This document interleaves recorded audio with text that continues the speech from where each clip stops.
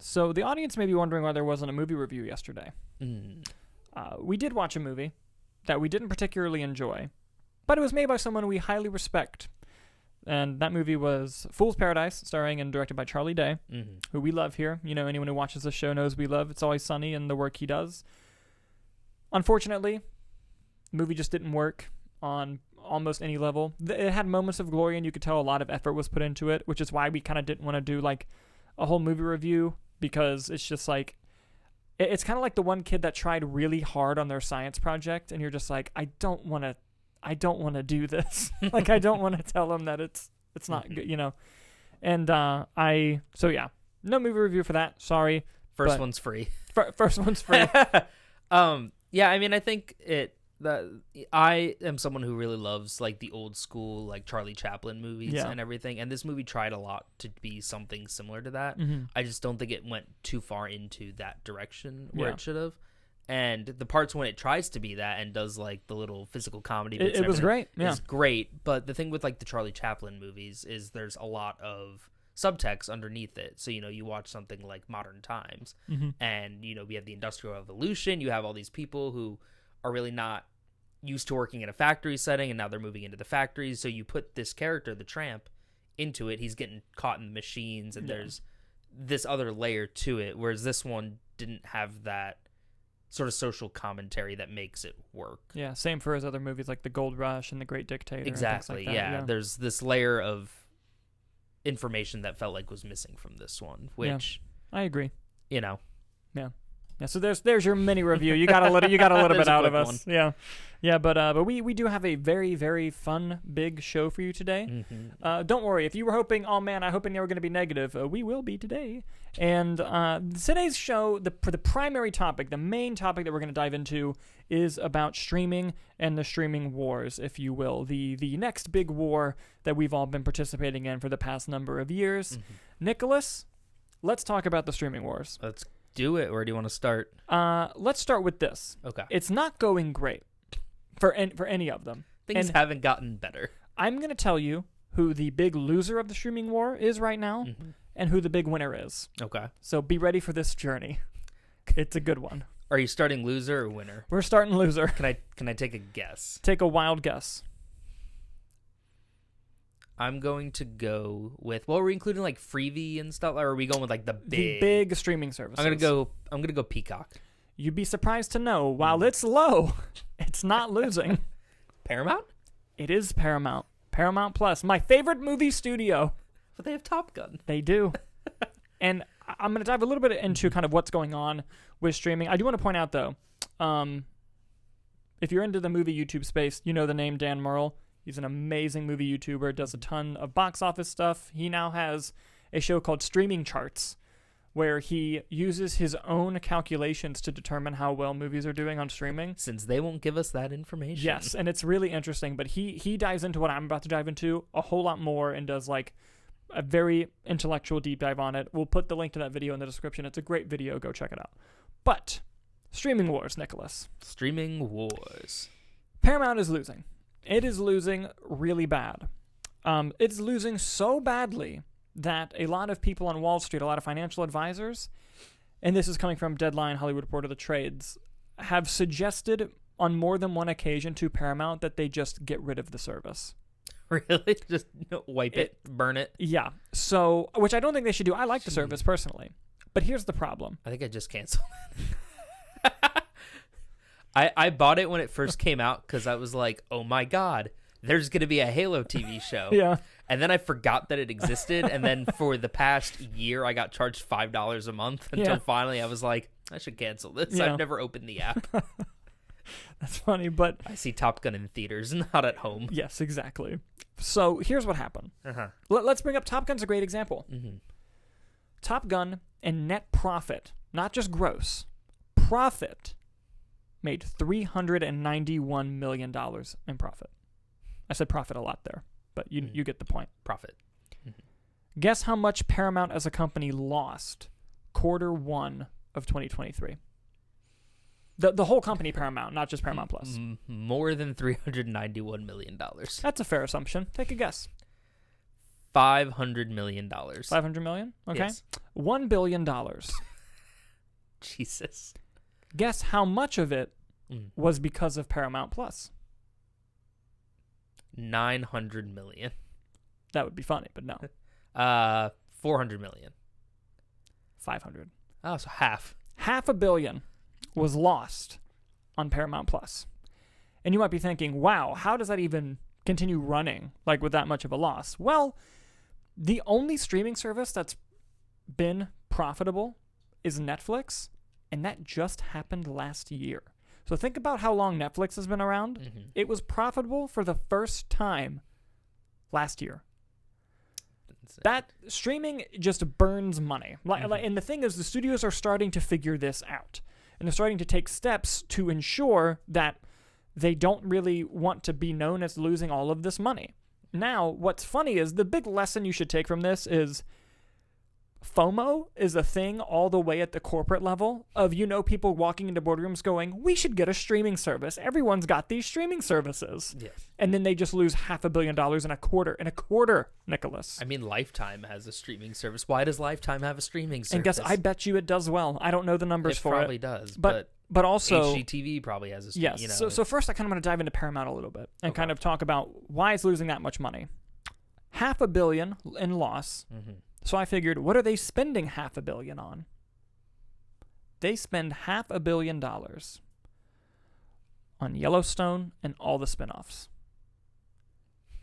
And part of that expense, I'm serious. It's Kevin Costner? Partially, which is why he's done now. Yeah. They shoot those movies on ranches that Taylor Sheridan owns. So not only does he get paid as a showrunner, producer, writer, and director, he charges them $50,000 a week to shoot on his ranch, and they pay the man. That's incredible. But when you have the biggest show in the world, you can do that. Well, here's what confuses me about that, right? Because if we're looking now, Kevin Costner, very good actor, huge name, right? I would argue in the current state of the entertainment industry, Matthew McConaughey is a much bigger name. Yeah, they're not learning from their lessons. So how is firing Kevin Costner and hiring Matthew McConaughey any better of a solution? It's not. I'll tell you, it's not. But here's what they've started doing, and this is what other companies have started doing. Oh my! And the Harrison Ford and Meryl Streep or Helen Mirren, sorry, Sam Elliott. Yeah. What the fuck are they doing? So here's what services have started doing, and this is the fun timeline because remember cable? Yeah. And people switched to streaming because cable just got all outrageous. Mm-hmm. You couldn't just get one thing of cable; you had to get bundles. You had to bundle this one and this one together because it was cheaper. Kind of like Disney, Hulu, and ESPN. Kind of like other examples that are going on right now. History repeats itself. And it's happening again because streaming have finally figured out, how come we're making so much less money than we did when shit just ran on TV and cable? Because you don't fucking advertise anything. Mm-hmm. That's why Friends and Cheers and all these big fucking shows made so much money, because people were paying top dollar to have commercials run during their show. So what's happening now? One, you're seeing a lot more ad tiers come into these streaming services. One, that Netflix has even said Stranger Things will be on the ad tier, because how much are people going to pay to put shit in front of Stranger Things? Yep. A lot. Two, you're starting to see them remove their own content from a streaming service, which values it worthless, so they can write it off from taxes for the year. And then when they want to put that content back out, they license it to other streaming services that pay a flat fee. Kind of like how it used to be done when Netflix was the only game in town. I'm just hoping I can watch American Pickle again soon. Dude, you're telling me. But the whole thing is like, people are just like, they just woke up and they were like, oh yeah, we're losing a lot of money. We should stop that. Mm-hmm. Fucking what's going on? And you know who really kicked it off? David Zaslav. Say what you want about him. He walked into HBO and said, we're spending what on HBO Max? Fuck that shit. No Batgirl. None of this. We're going to take these shows off. Mm-hmm. We're going to put them on fucking Tubi and run ads. And then now they're almost making that money back because of those decisions. Well, I mean, they just got a good, probably 80, 90 million bump from putting Evil Dead in the theaters instead of on HBO Max. Yes. And they're going to get the same with Blue Beetle. Mm-hmm. And Paramount owns Pluto TV. So what you're seeing them do is take their stuff off of Paramount and put it on Pluto and put ads in front of it. And that's how they're trying to make their money back. It's a fascinating thing. And Disney, the Mouse House, just announced that they are removing their content from Disney Plus and they're going to start licensing it out. It's already happening from Disney, the company who you think would no way would do it, right? What kind of content do you think they're going to be pushing out? Like, I imagine they're probably going to want to keep Star Wars and Marvel. Oh, yeah, they're not going to get rid of that. But, pretty much anything that when you're scrolling on Disney Plus, you're like, they have this? It's probably gone now. Like under wraps? Hey, the Shaggy Dog's still on there. That's all I know. The OG one where he has fists and punches people. But like it's a whole thing that's like the industry is just looping back around to realizing, oh wait, advertising is how we make money. And going back to like the writer's strike and things like that, if it ever becomes public what the viewing figure numbers are for the show, and they find out that through those numbers how much the executives have been paying themselves from how shit the shows are performing, it's gonna be so good. Like all the shit that goes down from it, it's gonna be awesome. Moving on from Paramount, the loser, which Paramount, I still love you. Still my favorite. Get your shit together, though. Here are the ones that are doing fine. Ish. Hulu has always been doing fine. Netflix, I'd say, is in second place because they just started turning profit. Okay. Disney's right behind them. Well, is Hulu making profit? No. So would you give Hulu the edge over Netflix? Because they're owned by Disney. Just no. having Bob Iger running. No. Netflix is in second. Like, oh, yeah, okay. Then Disney, then Hulu. Actually, I'll go Netflix, Disney, HBO, Hulu. Okay. Because HBO kicked off this whole thing, and they're starting to recuperate their money back. HBO Max, I think, was almost profitable last quarter. It might have even been profitable last quarter. Yeah, I know they ended quarter 3 last year with like 95 million subscribers or something, which is crazy. Hefty amount, and then they changed it to Max, which they deserve a bunch of shit for that. But Disney lost a bunch of subscribers in quarter 4, and no, it's not for dumb reasons that you think. It's because they stopped doing the soccer rights in India, and so many people quit their subscription. That really happened. Well, they actually also just reported, and the rugby, I think. I don't know if you saw this. They actually did also just report another subscriber loss in quarter 1 of this year. Yeah. With another 4 million people leaving. Yeah. But, like, this is what it is now. Now, here are some streaming services that I think will never go away. Apple and Amazon. Because they're Apple and Amazon. Like, you could say the same thing about Disney. Yeah. Like, I don't think Disney's ever going to go away. But in terms of the non-companies like that are used to entertainment, Apple TV will probably never go away because it doesn't cost much to run those shows. I mean, they spend money, but they have ads sometimes. They have stuff per purchase. They outsource things, and they're the iPhone. They're a company. They're going to be fine. Well, here's the thing about Amazon. Sorry, Amazon, same thing. Amazon Prime Video is not going to go anywhere. It's a fraction of what that company does. Oh yeah. And they have the biggest fuck you money probably in the world. Prime is 3 guys in a room somewhere. Probably, yeah. Amazon. The thing about Apple is they're really good. The content, everything that I have watched on Apple has been great. Even the stuff that's like, let's say, not great is still solid and better than some of the other original content out there. And, I know they have Ted Lasso, which is this global phenomenon, but that's ending. Kyler was telling me that he started watching some sci-fi show called Silo. Yeah. That is really good as well, and that's a series of books, so they have a lot of content to work through with that if that show's very successful. Yeah.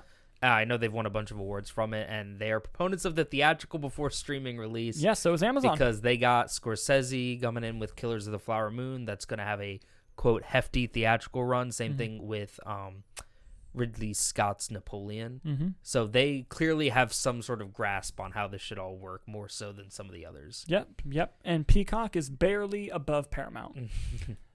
They do lose a lot of money, but they regain some of it back through their ad tiers because they run ads all the time on those. Anyone who has the ad tier Peacock knows how fucking annoying it is. It's pretty bad. Yes. Yeah. So, Nicholas, before I dive into who the winner of the streaming wars is right now, I want to talk about a little thing that might be happening with Disney and Hulu. Yes. Disney and Hulu, Bob Iger said in an earnings call, is going to combine services. Let me rephrase. They're going to combine apps at the end of 2023, but you have to subscribe to both services to get all the content, which is ridiculous. But I think they're going to do that to boost their numbers, and then eventually we'll merge it. So is that going to be like a hub? Like you click into one app and then you're like, cool, are you here for Disney or Hulu? Yeah. Probably, right? Which they're going to do it to promote a better bundle. That's what they're going to do. But this is a ploy. What happened last time? Not a ploy. This is a red flag. What happened last time Disney and another company publicly announced that they were going to do something together and cost a lot of money?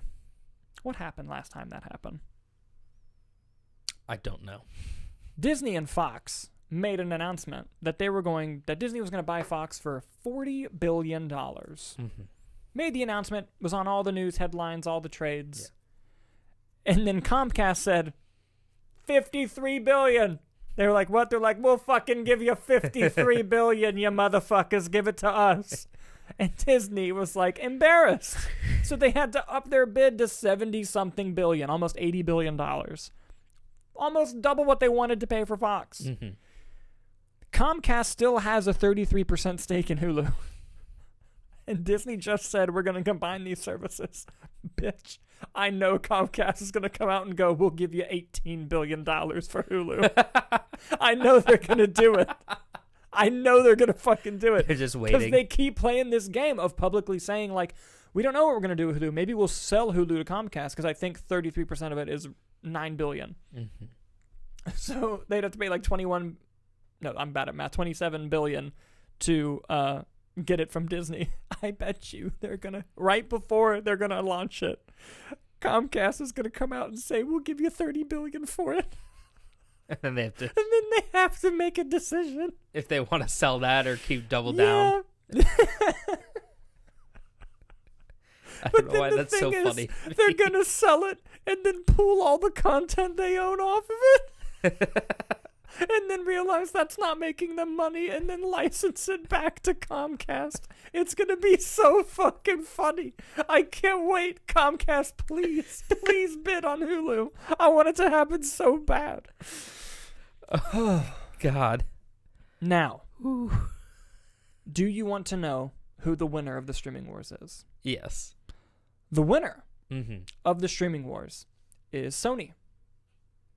Because they don't have a fucking streaming service. They're saving all of their money because they don't have a fucking service. They had Crunchyroll. You know what they did? Sold it for billions of dollars. And now the company that has Crunchyroll, massive debt all the time. Guess what they just did? They made a deal with Disney to put Spider-Man movies on Disney+. Yes, they did. I don't know the amount. I'll give you a hint. It wasn't fucking cheap. For Disney. Watch Venom on Disney Plus now. You can. And it's because Sony are geniuses. They've always said, why would we want that? Why would we want a streaming service? All it does is lose money. And we make so much money. Bullet Train went to Netflix for hundreds of billions of dollars. Millions. That's what I meant. Millions. And then Sam, I saw Bullet Train, hundreds of billions. But shows too. Yeah. Like I forget what famous classic TV show that Sony owns. It's leaving me. But Netflix pays them 6 figures a year. Friends? No, 7 figures a year to keep it on.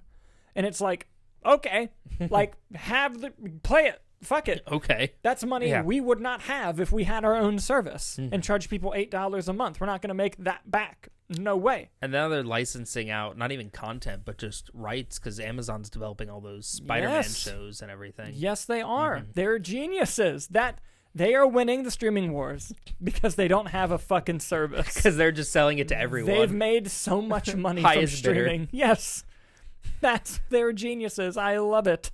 I love it. Now I have a question, kind of going into, the Hulu and Disney Plus merging. Yes. And now coming up, I don't think the full branding has changed yet, but obviously HBO Max and Discovery Plus are merging to just Max.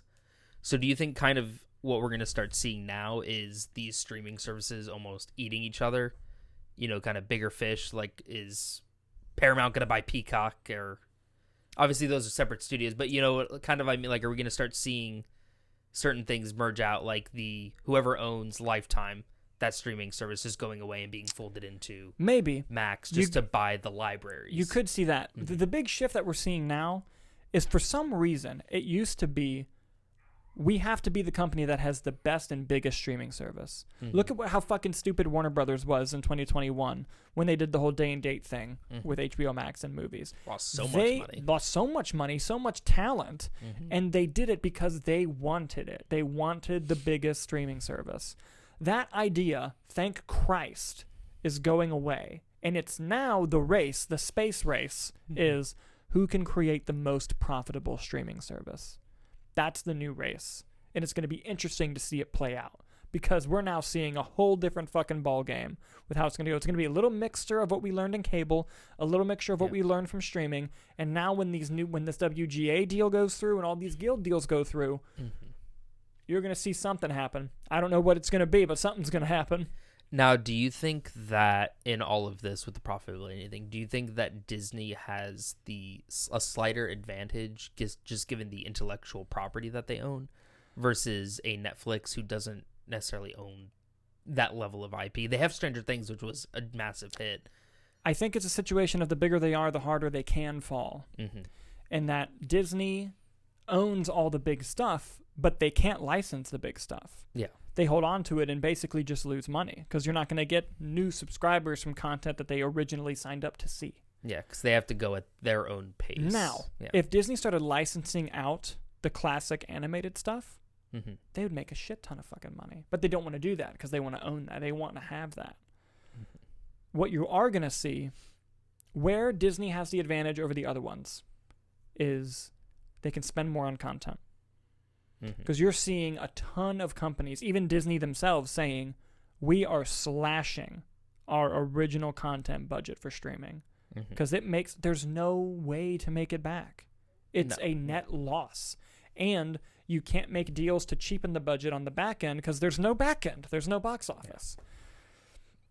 It's a nightmare. It's a whole spending nightmare. And the streaming wars is getting bloody. And, Paramount's losing, Sony is winning. That's the fucking recap, everybody. It's getting gnarly. It's getting intense, like camping. Just like camping. Oh, that's such a good fucking joke. I love saying it every time. I got a lot off my chest I wanted to say for a while. I can tell that. His computer screen was blank. That just had it all up here. This was therapeutic for me. But yes, what do you guys think about the streaming wars and all of this different stuff going on? Do you think is it realistic to create a profitable streaming service? Let us know in the comments below as we move on to the B-roll.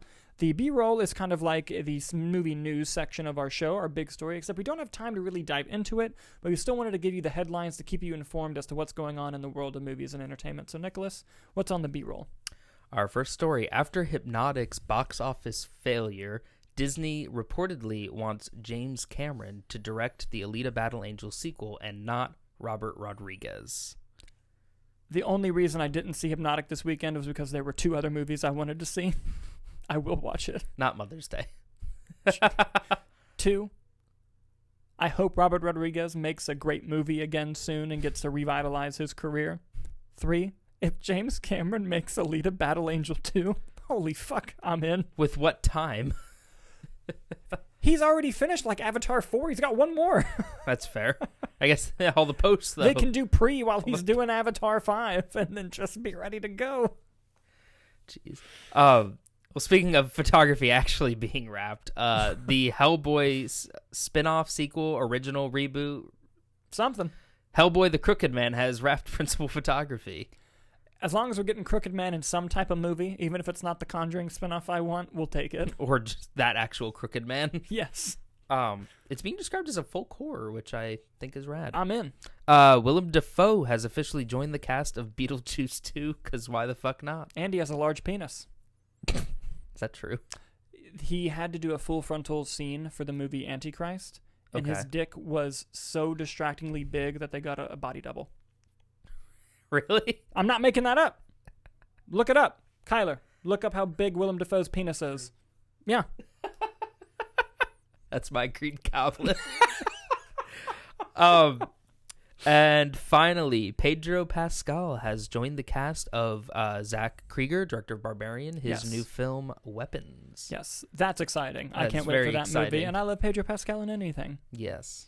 I hope that Zach Krieger just takes Justin Long as his sort of like I fucking cameo, hope so. and Justin Long is just in every single one as well. I hope so. Oh, I actually have a B-roll to add. Ooh. Dodgeball 2 is officially happening. You're goddamn right it is. Justin Long. If Justin Long, I'm going to say this on the show. If Justin Long is not in Dodgeball 2, for whatever reason, it could be scheduling, I'm not going. I don't care if they got everyone back. I don't care if Alan Tudyk's back, who I love. I don't care. I hinge on Alan Tudyk. If Alan Tudyk's not there, I'm not seeing it. Watch, they're going to say everyone's coming back except Alan Tudyk and Justin Long. Fuck. Not watching it. No way. I am a big Vince Vaughn fan, and I do love Dodgeball very much. No, Jason Bateman needs to be back. Dude, as the ESPN guy, holy shit, ESPN ate the Ocho. That's the best. Have you ever seen Jason Bateman talk about it? No. He goes, they didn't really give me much direction. I just kept saying, should I have this color hair? And they're like, yeah. And he goes, cool. Should I have like sleeves? Like they're like, yeah. And he goes, all right. Should I chew gum? He goes, yeah. Like I just walked on that set and they just said, yeah. That's awesome. I love that character so much. It's so good. Oh wait, sorry. There was one more B-roll. Oh. As we all know, there is a new Superman film coming out called Superman Legacy. What? Didn't know that. And there apparently was a bit of a leak of some names who were in the running for various roles. So we thought, fucking give it to me. If Hollywood Reporter covers it, we're good to say it here. Yeah. All right. So some of the names up for Superman are David Corenswet is said to be a top contender. He was most recently in Pearl. Yes, he was. Yes. Jacob Elordi from Euphoria. And then two British actors, Tom Brittney and Andrew Richardson. I'm not too familiar with those two names. Mm-hmm. For the part of Lois Lane, the big ones are said to be Rachel Brosnahan, who is Mrs. Maisel in The Marvelous Mrs. Maisel, Emma Mackey from Sex Education, Phoebe Dynevor from Bridgerton, and Samara Weaving from Babylon and Ready or Not and a bunch of other all stuff. Banger choices for Lois Lane, by the way. Good. And then so far, only one name, two names kind of were around for Lex Luthor. The first one that kind of went around was Bradley Cooper. Apparently, the rumor mill saying he denied that. Not denied being in the running, but straight up like, I'm not playing Lex Luthor. Yeah. So the current contender right now is Nicholas Hoult. Who, one, is a fantastic actor. Yes. And two, Deadline is saying, because they got into a little fight, Hollywood Reporter and Deadline. Oh, really? And Deadline is saying that he's in the run for Superman. Nicholas Hoult as Superman, and then another one saying Lex Luthor? Yeah. If he plays both, I'll see the movie 20 times. I will watch it 20 times. I don't know how I feel about Superman. I'm in. I love him as an actor. I just don't, I just love whoever they pick. I'm going to look up at all the pictures of them now and save them and then wait when he's fucking yacked. I think that's what it is. I can't imagine Nicholas Hoult getting... Oh, they'd pay every doctor and nutritionist in the world to jack him up. But bald Nicholas Hoult as Lex Luthor? A younger Lex Luthor? Because we saw how that went. Listen. If he's just the same character from Mad Max, I'm there. Oh, man. But, okay, quick story. Yeah. I like vindication here. David Corenswet. Yes, from Pearl. Nick and I saw the movie Pearl together, a movie that we both love very much. It was in my top 10. And he remembers we were in the theater, and he plays a projectionist in that film. And when he came on screen, I looked at Nicholas, no shit, and said, that guy would make a good Superman. And we thought nothing of it. And then when I saw this list, I was like, I'm as smart as James Gunn. That's what it comes down to. Yes, that's exactly it. Yes, there's no other explanation. It just wasn't a guy with a massively square jaw and slick jet black hair and blue eyes. And was a good actor. No, that can't be Definitely it, right? not No. It's just me being as smart as James Gunn. Of course, I'm just kidding. But yes, that is the B-roll. And with that down and out of the way, we are now going to move on to the box office. Box section of our show. Nicholas, do you have our predictions from last week? I do. Oh, man, this is interesting. All right. Dalton, you had Guardians 3, Super Mario Bros., Book Club 2, Fool's Paradise, and Evil Dead Rise. Okay. I had Guardians 3, Super Mario Bros., Book Club 2, Evil Dead Rise, and Fool's Paradise coming in 5th. We were both wrong, but that's okay. So, Guardians of the Galaxy 1 did come in first place with $62 million, only a 48% drop. That is the second best drop for a Marvel movie ever. Ooh. What was the first, do you know offhand? We'll get into that. Oh. Coming in second was Super Mario, making $12.6 million, dropping 32% from week 5 to week 6. Movie's fucking crushing. Book Club, The Next Chapter, came in at $6.6 million in its opening. Evil Dead Rise came in fourth at $3.7 million, dropping 37% from week 3 to week 4. And coming in fifth was Are You There, God? It's Me, Margaret, dropping 22% from week 2 to week 3, making $2.5 million. And Hypnotic was number 6, missing out by just $100,000. Just wanted to point that out. Lame. Blackberry and Fool's Paradise did not open wide. So Fool's Paradise only made $465,000, and Blackberry only made $740,000. Oh my God! But they're gonna get wider and wider, and eventually make more money. Well, you know, it is what it is. So let's dive into these a little bit. Guardians of the Galaxy 3 now has a worldwide box office total of $530 million. It's already made more than Ant-Man's total run. How many Black Adams does it have? Ooh, no comment. About 1.5 almost. 1.5 Black Adams. The production budget was $250 million, so it's made 2.1 times the budget back. It's on its way to profitability. Also diving into other box office stuff, the Super Mario Brothers movie making a killing at now $1.2 billion on a $100 million dollar budget, 12.2 times its budget back. Could you imagine if a movie on 100,000 made 1.2 billion? They would never work again.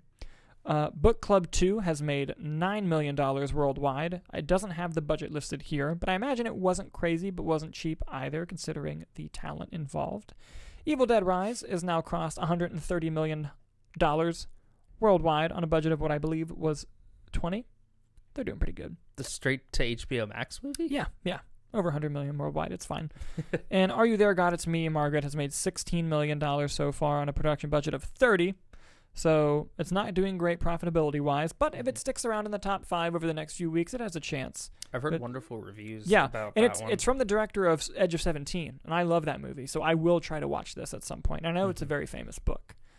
Plus it has Rachel McAdams. Yes, and we love her. Apparently the lead, I don't know the context, if it's the daughter or if it's Margaret. Not familiar, but the young actress in the movie is Ant-Man's daughter from the second movie before the recast, so the young Cassie Lang. Yes, that is right. I did want to dive into a few things here before we go on. As we mentioned earlier, Guardians of the Galaxy Volume 3 has the second best drop in MCU history, so I'm going to take a look at two things. The most recent Marvel movie and the number 1 drop in history. Let's look at the most recent Marvel movie, which was Ant-Man and the Wasp: Quantumania. That movie's total worldwide box office was $463 million on a budget of $200 million. Only made 2.3 times its budget. Lost money. And its box office from weekend to weekend, because it opened fairly high, it opened to $106 million. And then it dropped 70% to $31 million. Big drop. Now, when you open high, you're going to have bigger drops. The drop you want to see is 55 to 57. That's average. That's the drop you want to see. 70, not so much. But, like I said, higher you open, higher the drop. Guardians, though, opening higher than Ant-Man and dropping less. Just goes to show the word of mouth of that movie.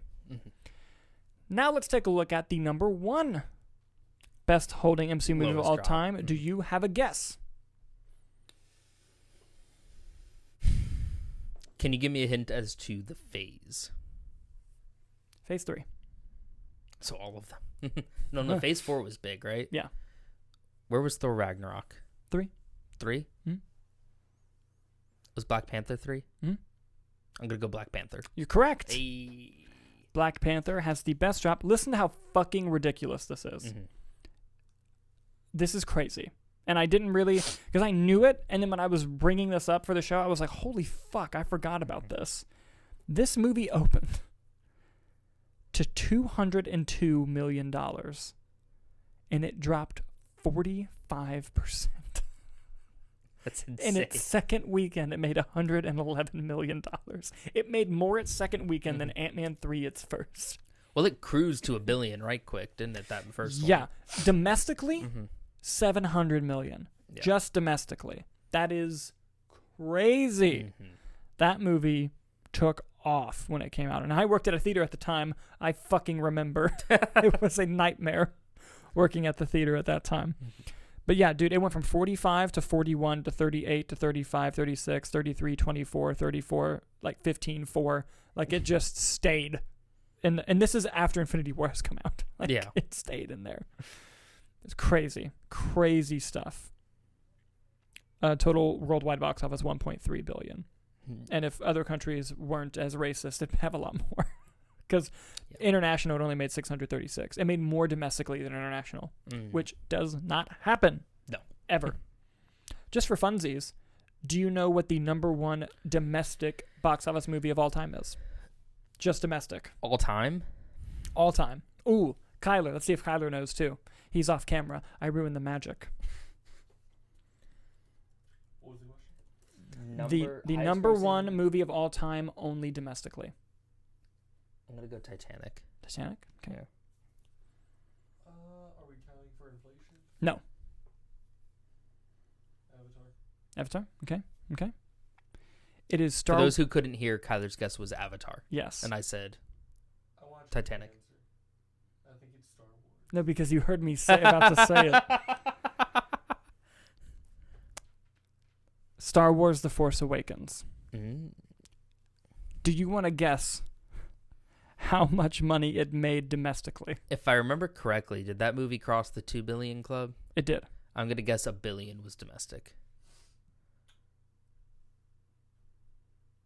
1.4 billion. Kyler's guess was 1.4 billion. 936 million. Ooh. That's a lot of money. Just it almost domestically. made $1 billion just in America. That is insanity. Do you have it pulled up what the second, like what the difference is between that and 2? Oh, I got domestic? you. And we're talking about, for domestic box office? Yeah. I will pull that up for you. But before I do that, Yes. since we were talking about weekend drops, it dropped 40. Gee. It opened to $247 million, and it dropped 40% to $149 its second weekend. Holy shit! And then 40 again to 90. It had a $90 million third weekend. My Jesus God. Christ. But, so all-time domestic box office. Let's pull that up. Number one. Ooh, I didn't know this. Number one is Star Wars Force Awakens at 936. I'll give you the number for number 2. You tell me what it is. Number 2 was $858 million. That's almost $100 million difference. Yeah. Jurassic World. Jaws. No. Not adjusted for inflation. Titanic. No. Deadpool. Avatar. No. Gone with the Wind. No. I don't know. Avengers Endgame. How did I forget those? Now, here's the crazy one. Infinity War. Here's the crazy one. Number 3 with 814. Spider-Man No Way Home. Yes. Oh, boy. In the pandemic. In That's the pandemic? That's actually crazy. Oh, yeah, that was in the pandemic. Yeah. Oh, Jesus. Number 4 was 785. Titanic. No. Avatar. Yes. There we go. And ready for this? Titanic. Number 5 Titanic. with 718. Jurassic World. No. Jaws. No. Titanic. No. I don't know. Top Gun Maverick. Ooh. And number 6. Where's Titanic on this All right, list? number 6 Titanic. was Black Panther. God damn it. Number 7 was Avatar 2. 8's Infinity War. 9 is Titanic. Hey. 10 is Jurassic World. In my mind, those movies did a lot better than apparently they did compared to these. 11 is The Avengers. I like this list a lot. It just keeps going with bangers.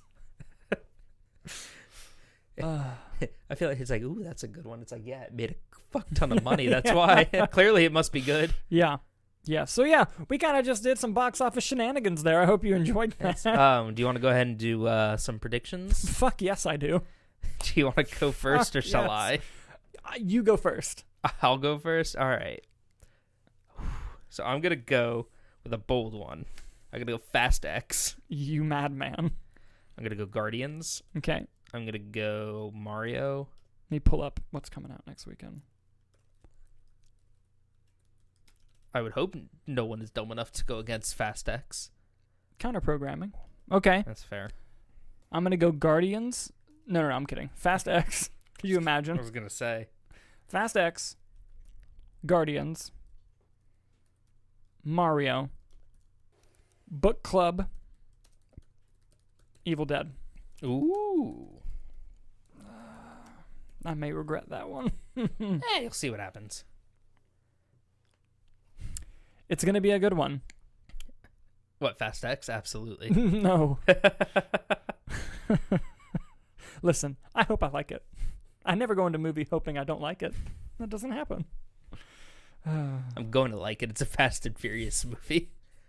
What's not to like? So the only thing I've heard from the early reactions is that even if you hate this movie, Jason Momoa is apparently having the time of his life. That's Jason Momoa in everything. But though. even I read a review saying it was one of the worst films ever made. And they said, but man, I really had fun watching Jason Momoa. That means we're going to get a Jason Momoa spinoff. They should bring him back. I don't know if they kill him. They should do another Hobbs and Shaw movie with Jason Momoa. Yes. Yes. I predict that Jason Momoa turns into Aquaman in this movie. Ooh. I would like it. Ooh. He falls in the water and opens his mouth. No one knows that.